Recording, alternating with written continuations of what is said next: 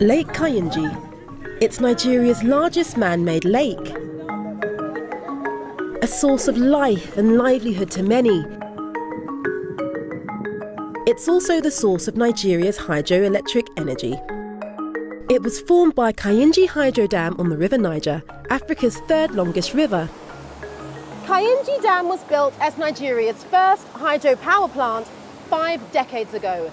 This facility alone generates around 10% of Nigeria's power and has the capacity to generate even more. But Nigeria lacks adequate infrastructure to get the energy from here into homes, offices and industries where it's needed. Nigeria's largest hydroelectric power plant is operated by Mainstream Energy Solutions, a private power generating company that currently produces 20% of Nigeria's electricity. The state-of-the-art plant has an installed capacity of 760 megawatt. Nigeria currently has the capacity to produce an estimated 7,000 megawatts of power. But due to weak infrastructure, gas supply problems and water shortages, only about 4,000 megawatts reaches the national grid. Africa's most populous country needs more than 10 times its current electricity output to guarantee supply for its booming population, nearly half of whom have no access at all. Mainstream say hydropower and renewable energy can provide a viable solution. Hydropower plants provide the stability for any country that generates power on a grid. The investment in hydropower plants cannot be ever emphasized. It's something that should be done, and potentials are abound in Nigeria. The lead time, like I said, could be a bit longer, 2, 3, 4, 5 years to build a power plant, but the maintenance cost is almost next to nothing. It's cheaper for the economy, it's cleaner. So that's why in the long run there should be more investment in hydropower plants. Despite the numerous benefits of producing renewable energy, companies generating power can face expensive costs. The major problem is liquidity in the system.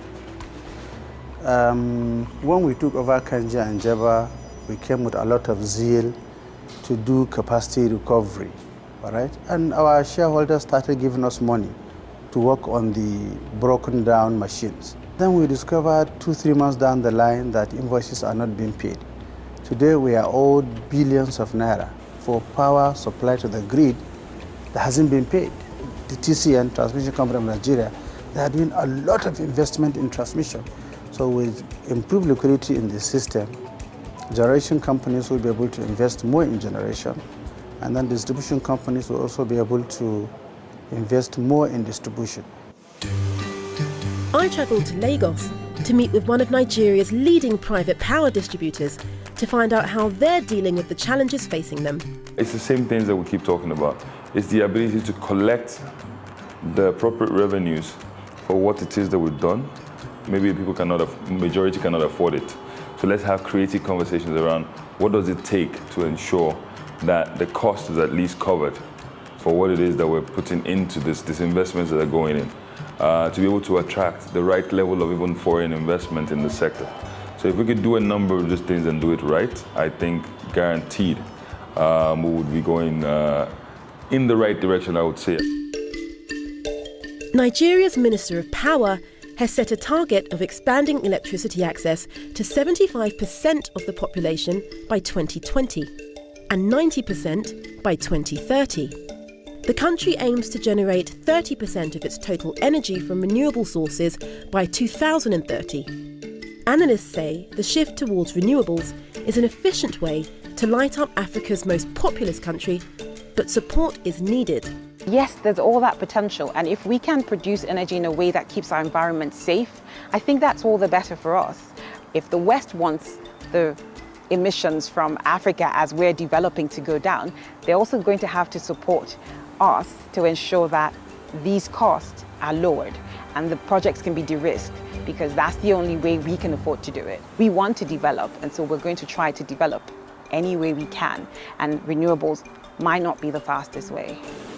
Green renewable energy may not be a quick fix to Nigeria's electricity crisis, but faced with a growing population, hydropower could help with providing for the country's increasing power demands in order for it to grow.